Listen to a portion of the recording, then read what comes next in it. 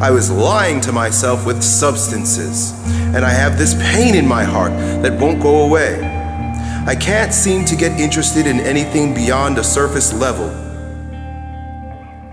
I want to make my own authentic signature in this world. That was the dream, but now I'm scared that I'm just going to end up nothing. That I'll end up terribly unhappy in some job, which I think I would rather commit suicide than do.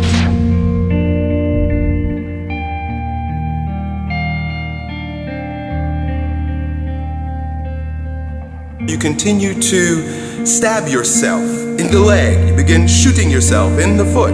A seed was planted in your heart, or your heart opens up, right? This is when our heart speaks to us. Our heart is tender. All of our hearts are tender. And when our heart opens up and says, this is something that I'm yearning for, and we, especially if we tend to it, and then later on, when it doesn't work out the way we thought it would work out, namely because we aren't in alignment, we then place judgment on it, right?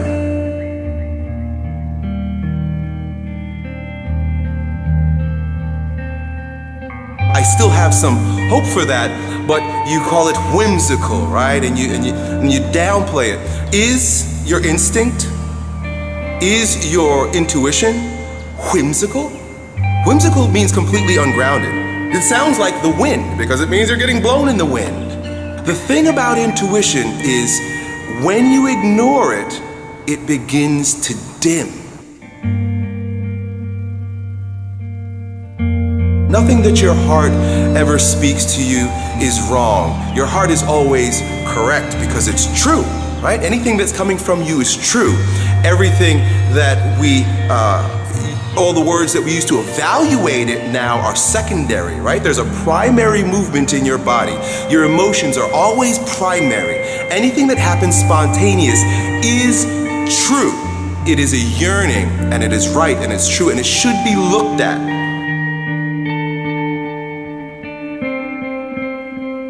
Everything that comes out of our emotional body is there to be observed. The minute we place judgment on our anger, we place judgment on our sadness, we place judgment on our heart's yearnings, we begin to distance ourselves from ourselves.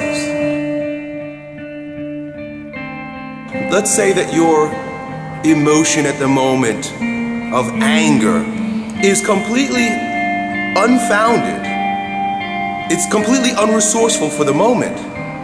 It still needs to have the light of day shed upon it so that you can process it, so that you can look at it, so that you can be with it, so that you can resolve it. Nothing, especially a yearning, is anything to be judged. And it is everything to be embraced and acknowledged.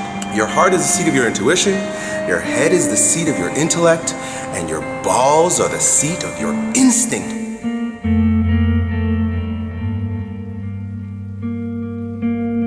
If you allow your judgments, if you allow your conditioning, if we allow our stories, we allow how the world has trained us to think about ourselves and others to suppress and dominate our heart and our instinct, then we are not fully grounded. We're not fully human. We're not grounded in our truth, in our reality.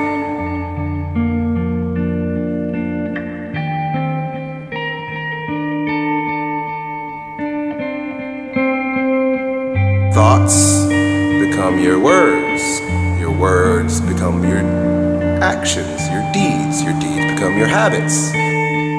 The truth is, you're perfect just right where you are. We all are perfect right where we are. Whatever your circumstances are right now, it is 100% perfect because it's exactly where you are. There's nothing more than what is. Many times we want the thing before doing the thing. Well, I want to think positive. I'm going to start trying to think positive. That is like working out. You say you're starting to eat better and you're starting to work out. Well, thinking positive, that's probably where to begin. That's definitely where to begin. That's 100% where to begin. I want anything to happen, the first thing I got to do is I've got to train my brain. I've got to brainwash myself into it being real.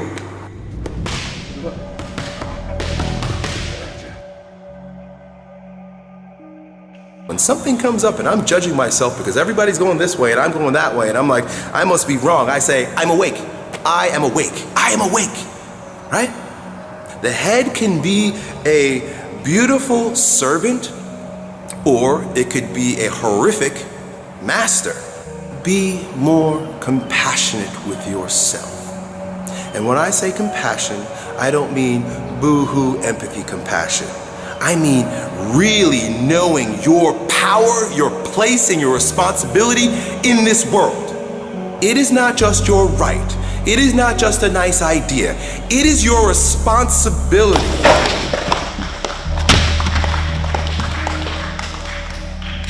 You've been cut open. It is an opening so that there can be an awakening. People who are too healthy, people that are too healthy, too strong, require a breakdown, an opening. Their body has to physically be wounded so that they could be humbled. And some people, without their perspective, they allow the wound to fester. How many people have an injury, psychological, emotional, an abuse, or physical, or born with, and they allow it to destroy them? Right? They let the wound fester, and it turns, and they go down, and they stay down.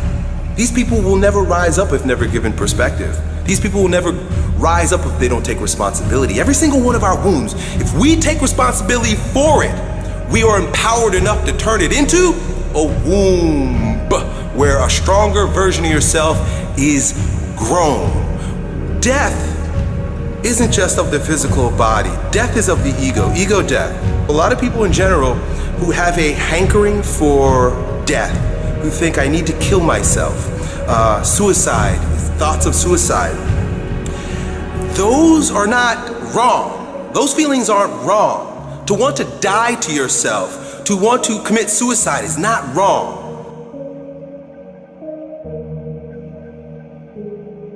It's just that you're looking at it the wrong way. It is not a physical suicide. It's not a physical death.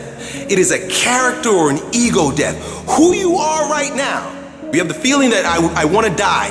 It's good. Just know that you're looking at it the wrong way. You must die. Your ego must die. Who you are today is no longer resourceful for who you're going to be, who you are to be next. For you to fulfill your greatest purpose here on this planet, in this lifetime, you have to have multiple deaths.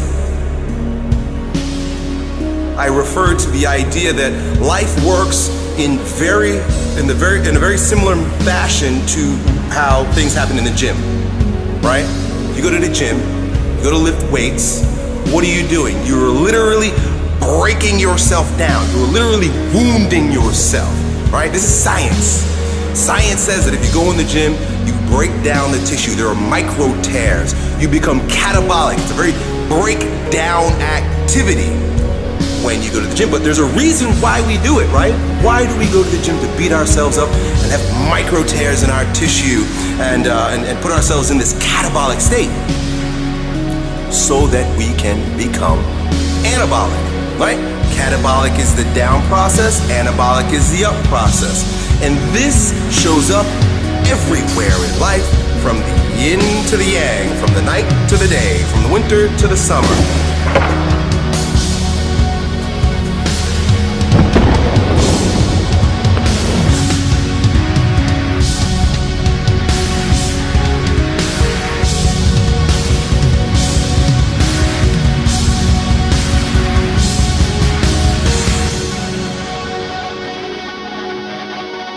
There's so much more to be done, right? So much more we can do. Why limit yourself?